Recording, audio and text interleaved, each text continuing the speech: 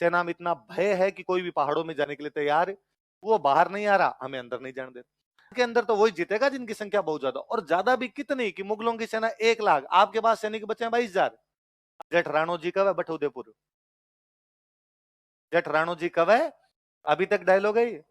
उदयपुर कहाँ है, जेठ राणो जी कब है।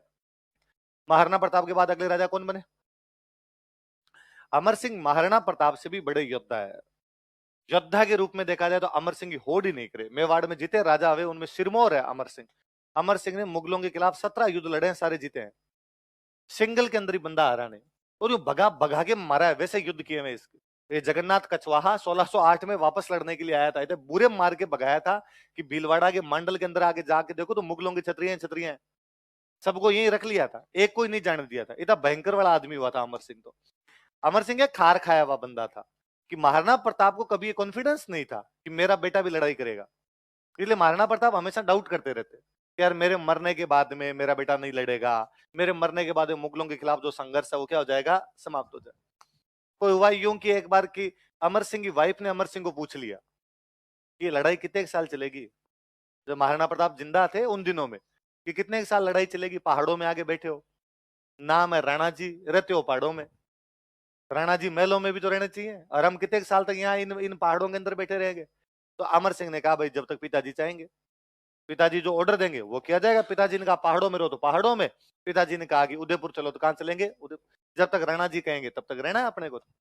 ये बात वाया मीडिया महाराणा प्रताप को पता चली कि अपनी बीननी ऐसी ऐसी बातें करती है कि भाई कितने दिन तक आपको यहाँ रहना पड़ेगा। तो महाराणा प्रताप को बड़ा अजीब लगा, और उनको लगा कि यार इसका मतलब मेरे मरते ही मेरा बेटा जो संघर्ष है वो क्या कर देगा। तो महाराणा प्रताप जब मर रहे थे तो उनके सांस नहीं निकल रहे थे, कि वो यूं तड़फ रहे लास्ट के अंदर एकदम। आसपास सारे लोग इकट्ठे हो रखे, पूछे भाई कोई अंतिम इच्छा हो तो बता दो, हम आपकी अंतिम इच्छा पूरी करेंगे, अब आप पधारो, स्वर्ग पधारो, जो होना था हो गया। तो महाराणा प्रताप मरते मरते कहते हैं कि यार मेरे को ये अजीब लगता है कि मेरे मरने के बाद मेरा बेटा लड़ेगा कि नहीं लड़ेगा। तो ये कृष्णदास चुंडा वतन सलुम्बर वाले ये खड़े थे, ये बाद में हाथ पकड़ते हैं अमर सिंह का। अमर सिंह हाथ पकड़ के अपने हाथों में लेकर कहते हैं हम आपको गारंटी देते हैं कि जैसे आप लड़े थे वैसे वैसे कौन लड़ेंगे, बस आप तो आराम से पधारो, हम लड़ाई में किसी भी प्रकार की कमी आने। इसलिए अमर सिंह को हमेशा लगता था कि मुझे लड़ाई बंद नहीं करनी, पिताजी को जो डाउट था वो डाउट तो पूरे कर दूंगा।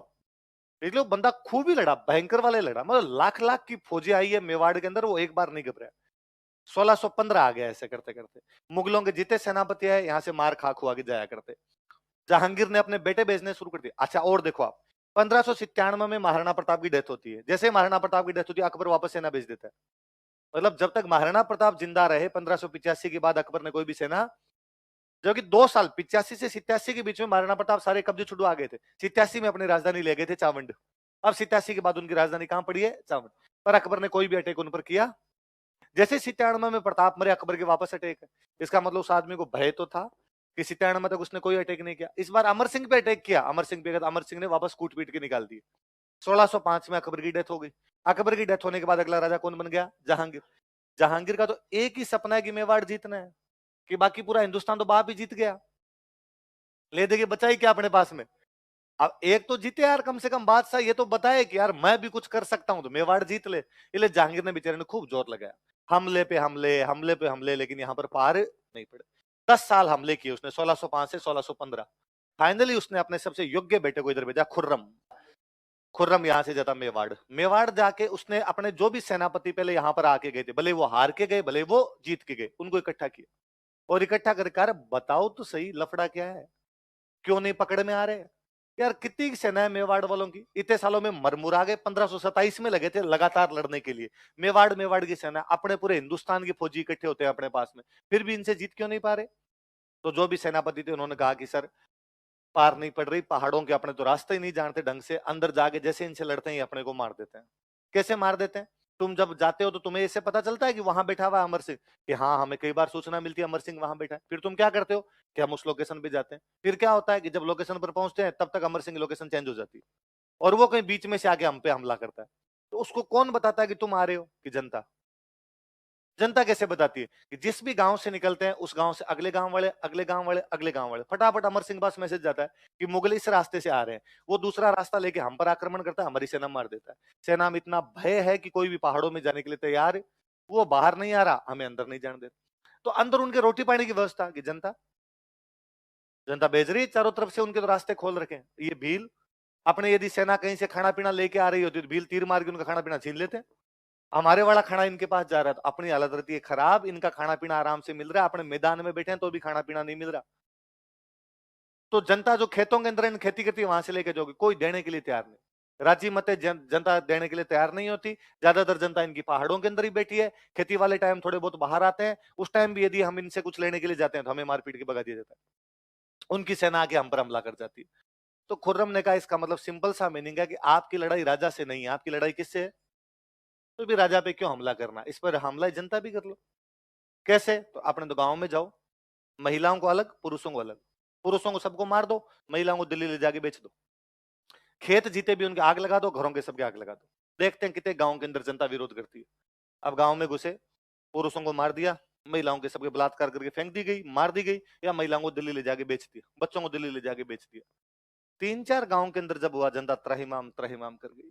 जनता सेना का मुकाबला तो कैसे कर सकती, जासूस के काम कर सकती थी, आपको सप्लाई पहुंचा सकती थी। तो जनता भाग के अमर सिंह के बेटे के पास गई। अमर सिंह के बेटे का नाम है कर्ण सिंह। 1527 से लेके 1615 आ गया। कितना आ गया? 1527 से 1615, लगभग लगभग 85 साल का टाइम है। और इस टाइम के अंदर हमने हमेशा मेवाड़ के राणा का साथ दिया है। मेवाड़ के राणा ने कहा चित्तौड़गढ़ रहो तो हम चित्तौड़गढ़, राणा ने कहा उदयपुर रहो तो हम उदयपुर, राणा ने कहा कुंभलगढ़ चलो तो हम कुंभलगढ़, राणा ने कहा गोगुंदा रहो तो हम गोगुंदा, राणा ने कहा चावंड रहो तो हम चावंड, राणा ने कहा आवरगढ़ रहो तो आवरगढ़। जेठ राणो जी कब है बट उदयपुर, जेठ राणो जी कब है, अभी तक डायलॉग है ये उदयपुर कहाँ है, जेठ राणो जी कब है। राणा जी ने कहा ये राजधानी, इसका मतलब ये उदयपुर है। हमने दोबारा नहीं पूछा कि इन पहाड़ों में कैसे रहेंगे कैसे नहीं रहेंगे। लुगाई टावरों को आंखों के सामने मारा जा रहा है, हमारे पास कोई इलाज नहीं है, अब हमारी रक्षा कीजिए। और जनता की रक्षा करने की जिम्मेदारी किसकी? कर्ण सिंह जानते थे, बहुत अच्छे तरीके से जानते थे कि रक्षा करने का मतलब है सेना को मैदान में लेके जाओ, गांव वालों को रक्षा करो। मैदान में जाने का मतलब मरेंगे।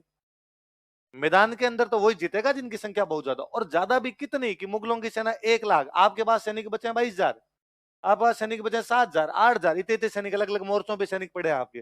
तो कर्ण सिंह अमर सिंह के पास गए और उन्होंने अमर सिंह को जाकर कहा कि अब संधि के अलावा कोई चारा नहीं। अमर सिंह ने कहा है पिताजी यही कह के गए थे कि ये नहीं लड़ेगा, और तू इस बात को सच्ची कर देगा, संधि नहीं करेंगे, अपने मरमुरा जाएंगे तो कोई बात नहीं। उसने कहा जनता की रक्षा करने का धर्म है राजा का, जनता की रक्षा की जानी चाहिए। और कई बार संधि कर लेना हार नहीं होती, संधि का मतलब यह भी होता है कि हम युद्ध की तैयारी कर रहे हैं, सांस ले रहे हैं, थोड़ा टाइम मिलेगा मारेंगे, वापस मारेंगे, इनको भगा भगा के मारेंगे, एक बार रोक दिया जाए जैसे तैसे करके, ताकि जनता बच जाए, जनता का मोरल डाउन नहीं हो। अमर सिंह ने कहा जो करना है तू कर ले, मेरे हाथ से तो कुछ नहीं हो। अमर सिंह ने कर्ण सिंह को चाबियां सौंपी। कर्ण सिंह ने कहा ठीक है तो मैं हैंडल करता हूँ। कर्ण सिंह ने अपने 2 बंदे खुर्रम के पास भेजे। एक बंदे का नाम था हरिदास और एक का नाम था शुभकर्ण। कौन कौन 2 बंदे? हरिदास और शुभकर्ण। किसकी तरफ से जा रहे हैं? मेवाड़ की तरफ से कह दो, कर्ण सिंह की तरफ से कह दो। किससे बातचीत करने के लिए? खुर्रम। खुर्रम कौन है? शाहजहां है या कदो या जहांगीर का बेटा है, वो उधर से लड़ाई करने के लिए आए। खुर्रम के पास गए, खुर्रम को कहा भाई हम मेवाड़ की तरफ से आए हैं, कर्ण सिंह ने हमें भेजे हैं और हम तुमसे क्या करना चाहते हैं। खुर्रम बेचारा राजू, जो मेवाड़ पिछले 85 सालों में युद्धों के बावजूद संधि करने के लिए तैयार नहीं था, इस बार संधि के लिए तैयार हो गया। इससे बड़ी मुगलों की सफलता क्या होगी? उन्होंने बैठो बैठो बैठो, चाय लाओ चाय लाओ, हरदास जी के लिए चाय लेके आओ। आप शुभकर्ण जी कॉफी लेते हो चाय लेते हो? नहीं नहीं चाय चला लूंगा मत, बैठो। अरे वो संधि की बात कर लेते, अरे कर लेंगे यार संधि की क्या बात, चाय पानी पियो आराम। उनका अरे सर सुनो तो सही, संधि की बात करो पहले, बाद में चाय पानी ले ले। खुर्रम ने कहा संधि की क्या बात है, मुगलों से संधि का एक ही लेना देना है सिर्फ, जो हमसे संधि करेगा वो हमारे दरबार में अगर हमारी तरफ से लड़ाई करेगा, खत्म बात, लड़ाई बंद हो जाएगी। तो तुम्हारा राजा हमसे संधि कर रहा है तो तुम्हारे राजा को हमारे दरबार में भेज दो संधि। उनका सर यही तो है, हम यही तो कहना चाहते हैं, सुन लो बात, हमारा राजा कभी भी आपके दरबार में नहीं आएगा। क्यों? तो राजा तो संधि नहीं करना चाहता, तो संधि कौन कर रहा है? तो उसका बेटा कर्ण सिंह कर रहा है। तो दरबार में कौन आएगा हमारे? तो दरबार में कर्ण सिंह आएगा, राजा अमर सिंह नहीं आएगा। उसने कहा यार पर हमारे तो जो भी संधि करता है राजा खुद आता है यार, आज तक हिंदुस्तान में जीती संधियां की उसमें राजा खुद को ही आना पड़ता है। फिर मैं एक बार डैडी से पूछ लूं थोड़ा, कर ले बात। उसने जहांगीर की से बात की कि पिताजी ये मेवाड़ वाले संधि करने के लिए तैयार है, लेकिन ये कह रहे हैं कि हमारे से संधि करने के बाद में इनका राजा कभी भी हमारे दरबार में नहीं आएगा, बल्कि राजा का बेटा जो राजकुमार होगा वो ही दरबार में आएगा। जहांगीर ने कहा चुपचाप संधि कर ले अपने। कहा पर पिताजी ये तो संधि का उल्लंघन है, जो बाकी बातें होती है वो तो हो ही नहीं रही। जहांगीर ने कहा कोई बात नहीं, कौन देख रहा है इस बात को कि कौन आया था और कौन है? अपने जो कलंक लगा हुआ माथे पे कि मेवाड़ नहीं जीत पाए, वो कलंक दूर हो जाएगा। अपने कह देंगे मेवाड़ वालों ने भी हमसे क्या कर ली। बेटा तू नहीं जानता मेरी हालत कितनी खराब है। मैं आगरा में जब गली के अंदर जाता हूं तो बच्चे पीछे करते रहते, ओए मेवाड़ है।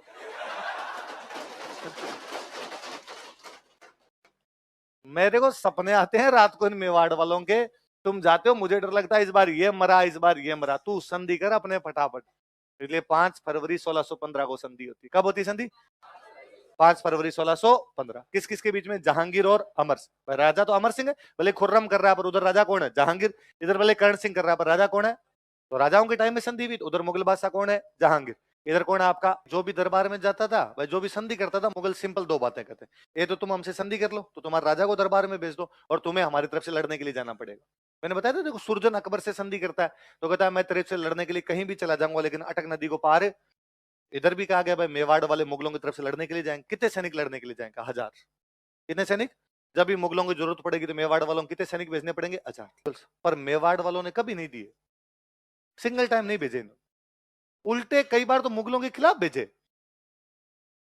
कि एक बीच में देखो, मैंने बीच में आपको बताया था कि कोटा का राजा माधो सिंह, तो मैंने कहा था कि जहांगीर और शाहजहां आपस में लड़ पड़े, बाप बेटे जहांगीर और खुर्रम।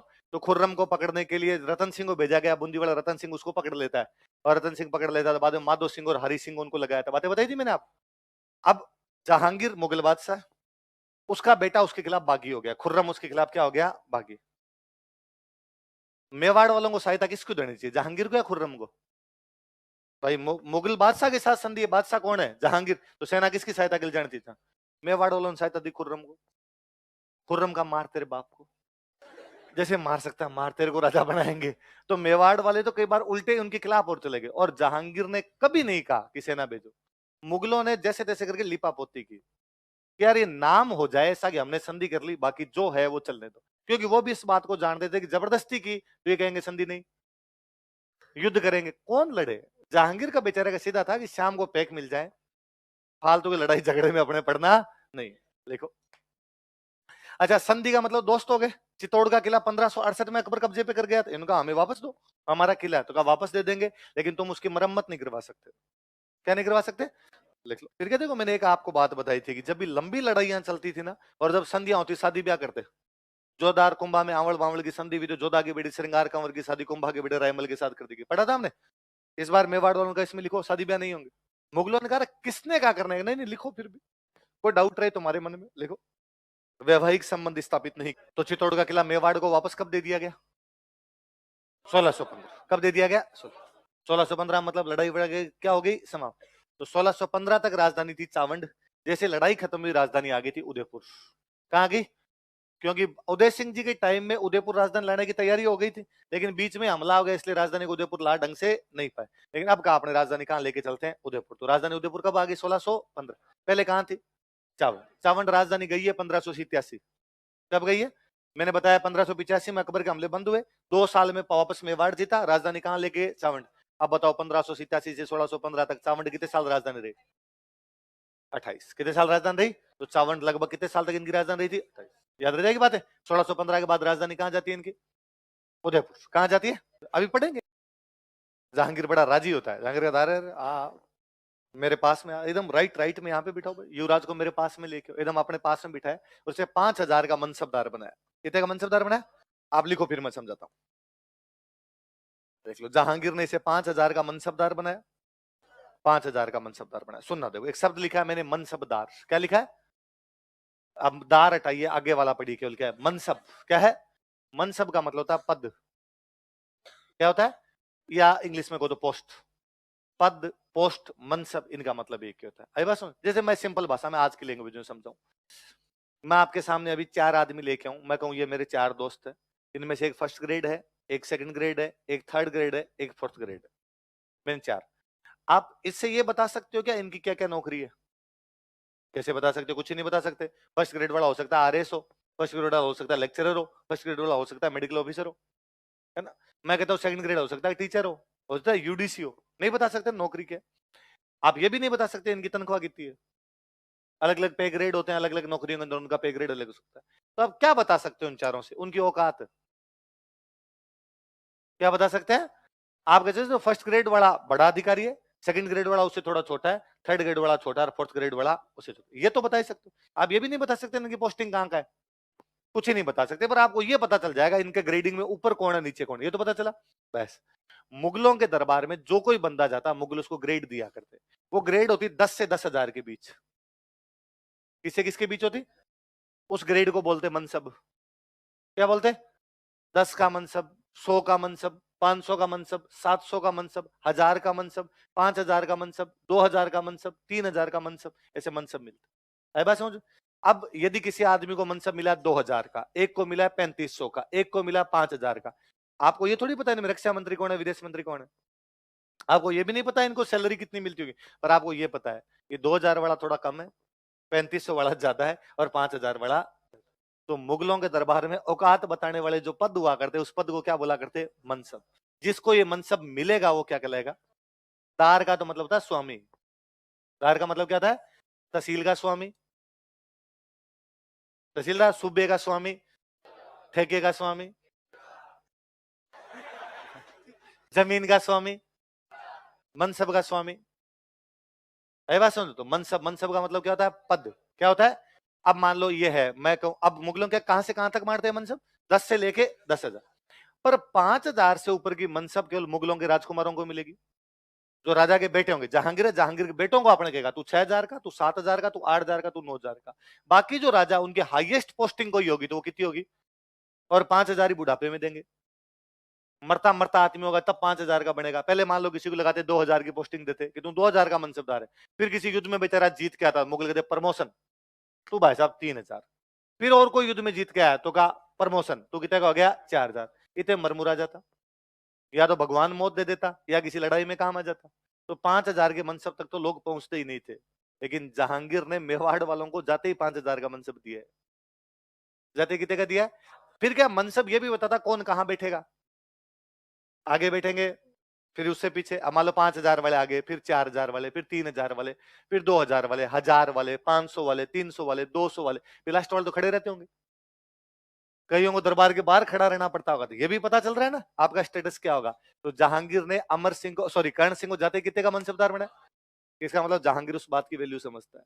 जहांगीर को बताया कि यदि मनसब कम दे दिया, इसको पीछे बिठा दिया, ये कल ही वापस चला जाएगा कि संधि तोड़ दी, वापस लड़ाई करेंगे। तो उसने राजी किया, एकदम अपने पास से बिठाया। तो जहांगीर ने अपनी जीवनी लिखी थी। जहांगीर अपनी जीवनी में कर्ण सिंह की खूब उल्लेख करता है।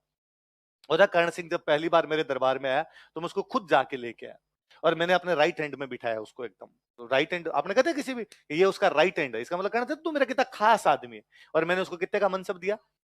फिर जहांगीर कहता है कि फिर मैं मेरे हथियार दिखाने के लिए उसको लेके गया। पर वो जहांगीर लिखता है पर कि कर्ण सिंह में एटिकेट्स नहीं थे ज्यादा, वो जंगली था। कहने का मतलब वो कभी दरबार के अंदर गया नहीं था। तो मैं जब हथियार दिखाने के लिए लेके गया तो उसने मेरी सबसे प्रिय बंदूक उठा ली, और प्रिय बंदूक उठाकर ये तो मैं रखूंगा। जब कैसे होता नहीं था बादशाह के सामान के आप हाथ नहीं लगा सकते भाई, ये सिंपल सी बात है। आपको सीएम साहब बुलाए और सीएम साहब अपने घर पे आपको कहे कि देखो मेरे पास ये पेन पड़े, आपको ये पेन मुझे दे दो, नहीं होता ना। उल्टा ये होता है कि अपने कोई कहे कि खाना खा लो तो अपने कहता नहीं सर खा के आया था। बड़े आदमी ये तो होता है टिकट्स। और क्या होता है कि उसने मेरी प्रिय बंदूक उठाई और कहा ये तो मैं रखूंगा।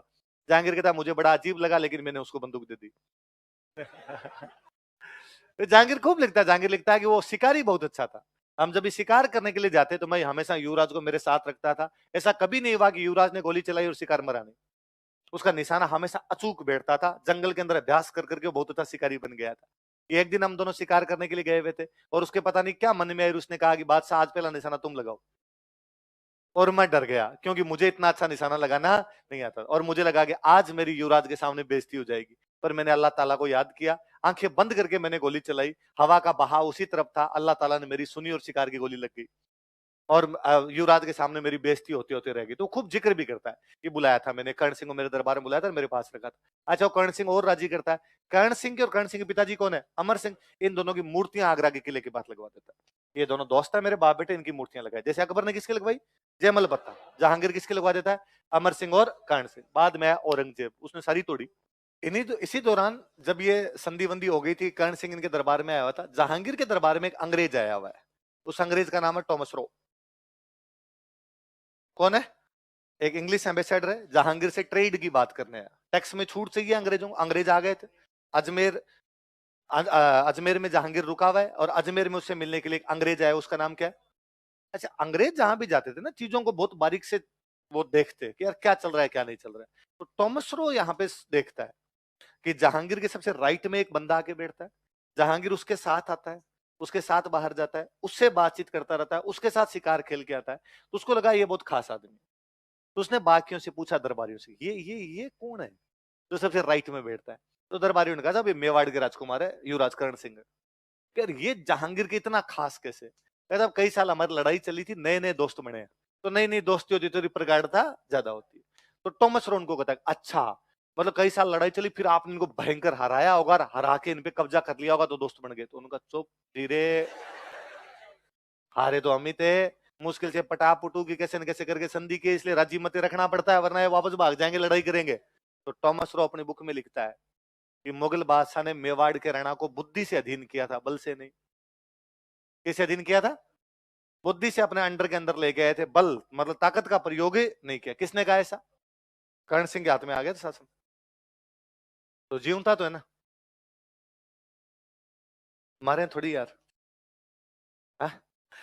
मैंने बताया 1615 के बाद राजधानी कहां लेके आ गए? उदयपुर। राजधानी आ गई तो राजा महल मालिये बनवाएंगे, तो कर्ण सिंह ने उदयपुर के अंदर महल बनवाया कर्ण विलास। कौन सा बनवाया? एक महल बनवाया दिलखुश। कौन सा? अंदर घुसते ही लेगो, उदयपुर में कर्ण विलास तथा दिलखुश महलों का निर्माण करवाया। पिछोला झील में जगमंदिर का निर्माण शुरू करवाया गया। जगमंदिर महल है, पिछोला झील में जगमंदिर का निर्माण शुरू करवाया गया। और ये निर्माण वगैरह इन्होंने शुरू किया ही था। इतने में 1622 के अंदर जहांगीर और खुर्रम के बीच का पंगा हो गया। किसके बीच में पंगा हो जाता है? मैंने तब बात बताई थी, खुर्रम साउथ इंडिया में पोस्टिंग है उसकी, उसको कहा कि तुम अफगानिस्तान जा। कहां पे जा? तूने मना कर दिया, नहीं जा। मैं क्या मतलब होता है क्या? मेवाड़ जाऊं तो मैं जाऊं, वहां जाऊं तो मैं जाऊं, और यदि मैं वहां जाऊंगा ना तो मैं सर्वश्रेष्ठ सेनापति बन के जाऊंगा, मतलब बाकी सारे सेनापति मेरे अंडर होने चाहिए, सुप्रीम कमांडर में। जहांगीर ने कहा ऐसे नहीं होता, तेरे से बड़े बड़े कई मनसबदार बैठे हैं, बूढ़े ठाडे लोग बैठे हैं, वो तेरे ऊपर रहेंगे तो उनके अंडर में जाएगा। तो उसने कहा जाना ही नहीं है, किसको जाना है? तो जहांगीर ने कहा कि पकड़ के जेल में डालो, राजा की आज्ञा का उल्लंघन नहीं किया जा सकता। अब जहांगीर ने सेना भेजी तो खुर्रम बेचारा भागा, भाग के कहां जाए? तो कोई ना कोई दोस्त होना चाहिए।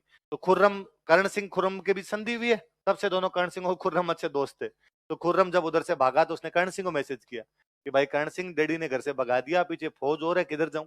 तो उसने कहा उदयपुर आ जा। तो रहने की जगह कोई, उसने कहा जगमंदिर नया नया शुरू ही करवाया, पूरा तो नहीं बना, पर कई कई कमरे तैयार हो गए, लेट बात अटैच है, तो यहाँ आके रह जाओ। खुर्रम ने जब विद्रोह किया था तो कौन से महल में रुका था? देखो, विद्रोह के दौरान, ड्यूरिंग रिवोल्ट, विद्रोह के दौरान ड्यूरिंग रिवोल्ट, खुर्रम इस महल में रुका था। Khurram state here. कहां स्टे किया उसने? जगमंदिर में।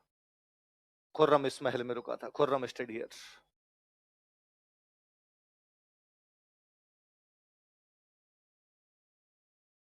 खुर्रम इस महल में रुका था।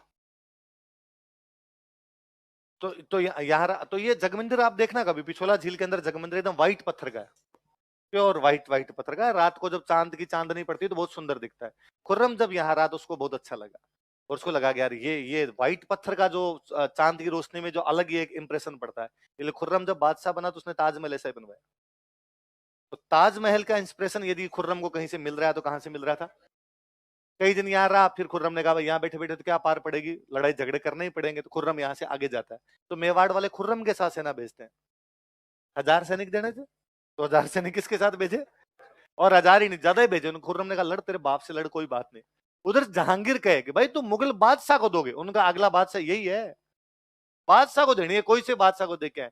और जहांगीर ने बेचारे ज्यादा पंगे लिए नहीं। तो कर्ण सिंह का भाई था भीम सिंह सिसोदिया, क्या नाम था? भीम सिंह सिसोदिया खुर्रम के साथ साउथ इंडिया जाता है। खुर्रम की अपने बाकी भाइयों से लड़ाई होती है, जहांगीर अपनी सेना भेजता है, जहांगीर की सेना से लड़ाई होती है। तो उस युद्ध में खुर्रम के पास फौजी है 8000, सामने वाली सेना के पास है 40,000। इधर से 8 और उधर से कितने? 40। तो खुर्रम ने अपने सेनापतियों को बुलाया, सेनापतियों को बुलाकर भाई क्या करें, लड़ें चले? तो बाकी सेनापतियों का चलते यार, दिमाग खराब है, अपने 8000 है, सामने कितने हैं? क्या लड़ना है इनसे? भीम सिंह सिसोदिया ने कहा लड़ेंगे। भागा कैसे जा सकता है यार, पीठ कैसे दिखाई जा सकती है? हो गए तो 40,000 हो गए, क्या कर लेंगे 40,000? और मार ली ना ढंग से थोड़े बहुत ही, ये सारे भाग जाएंगे। खुर्रम को इतना कॉन्फिडेंस है, खुर्रम रुक गया। खुर्रम ने कहा भीम सिंह सिसोदिया लड़ रहा है तो लड़ लेंगे। बाकियों ने कहा भाई हमारे तो पार पड़ेगी। भीम सिंह ने कहा आगे मैं लड़ लेता हूं, तुम पीछे रह जाना। अगले दिन भीम सिंह सिसोदिया लड़ता है, वो उनकी 40,000 की आधी से ज्यादा फौज काट देता है। 22-23 हजार बंदे मारे उनके। तब कोई भीम सिंह, अपने वालों को दिक्कत ये थी कि अपने वाले खुद लड़ते जाके, तो भीम सिंह खुद आगे आगे लड़ रहा था, तो भीम सिंह खुद गिर गया और उस लड़ाई में लड़ता हुआ मारा गया। जैसे ही खुर्रम को, अब मतलब लड़ाई बराबर है। अभी तक भी खुर्रम इसके अंदर जीत सकता है कि इधर 8,000 लड़ रहे थे तो इनके आधे मरे, तो इनके 4-5 हजार लड़ रहे हैं और उनके 22-23 काट गए। और उन वाली भी सेना थकी हुई है, इनकी सेना भी थकी हुई है। अभी भी उन चांस है कि ढंग से कोई अपनी वीरता दिखाए तो 3-4 हजार सैनिकों से 20,000 को भगा दे।